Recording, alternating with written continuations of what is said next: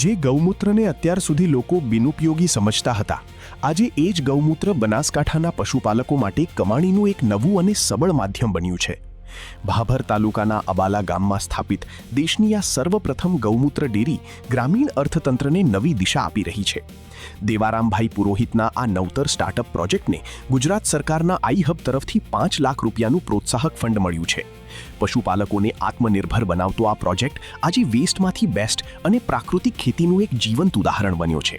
વર્ષ 2017માં રોજની માત્ર 50 લીટરની ક્ષમતાથી શરૂ થયેલો આ અનોખો પ્રોજેક્ટ આજે એક વિશાળ કમર્શિયલ પ્લાન્ટમાં ફેરવાઈ ગયો છે। વર્ષ 2024 સુધીમાં આ પ્લાન્ટની પ્રોસેસિંગ ક્ષમતા વધીને રોજના 10,000 લીટર સુધી પહોંચી ગઈ છે। હાલમાં આસપાસના 7 થી 8 ગામોમાંથી દરરોજ આશરે 4,000 લીટર જેટલું ગૌમૂત્ર એકત્રિત કરવામાં આવે છે, જે સીધો જ 70 થી 80 પરિવારોને મોટો આર્થિક ટેકો પૂરો પાડે છે। ગૌમૂત્રનો ખૂબ જ ઉપયોગ છે, એટલે અમને 7,000 જેવા રૂપિયા મળે મહિને, એટલે એવું પરિચન ચાલુ થયું છે। મેં એવો વિચાર કર્યો કે કેવી રીતે લોકો ગોપાલન પરથી પ્રેરાય અને ક્યાંથી ખેડૂતોને પૈસા આપી શકાય, એ વિષય લઈને અમે ગાયના જરણ ઉપર કામ કરવાનું શરૂ કર્યું। ત્યારે અમે નાના એક 2017માં લેબ સ્કૂલ ઉપર કામ શરૂ કર્યું। ત્યાંથી અમે ધીમે ધીમે અમને સફળતા મળતી ગઈ। અહીં ગૌમૂત્ર વેચતા મહિલા પશુપાલક ભાવનાબેન રબારી આ પ્રયોગથી પ્રોત્સાહિત થઈને દર મહિને આશરે 7,000 રૂપિયાની વધારાની આવક મેળવી રહ્યા છે। આ પ્લાન્ટમાં વૈજ્ઞાનિક પદ્ધતિથી ગૌમૂત્રને 55 થી 60 ડિગ્રી સેલ્સિયસ તાપમાને પ્રોસેસ કરીને તેમાંથી એમોનિયા, પોટાશ અને માઇક્રોન્યુટ્રિયન્ટ્સ અલગ કરાય છે।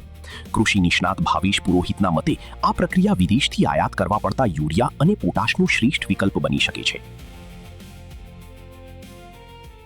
ખેતી કરવામાં બહુ સારો ખર્ચો ઓછો થાય છે, ઉત્પાદન ધીમે ધીમે વધે છે અને ગૌમૂત્રનો પ્રોડક્ટનો ઉપયોગ કરો એનાથી સારું એવું બેનિફિટ રહે છે। ગૌમૂત્રમાંથી જે અમોનિયા આપણે સેપરેટ કરીએ છીએ એનાથી, અને સેકન્ડરી એનામાંથી પોટાશ અને માઇક્રોન્યુટ્રિયન્ટ બંને સેપરેટ કરી અને જે યુરિયા અને પોટાશને જે આપણે ઇમ્પોર્ટ કરીએ છીએ એની અછત પૂરી કરવામાં ગૌમૂત્ર ખૂબ ફાયદાકારક રહેશે।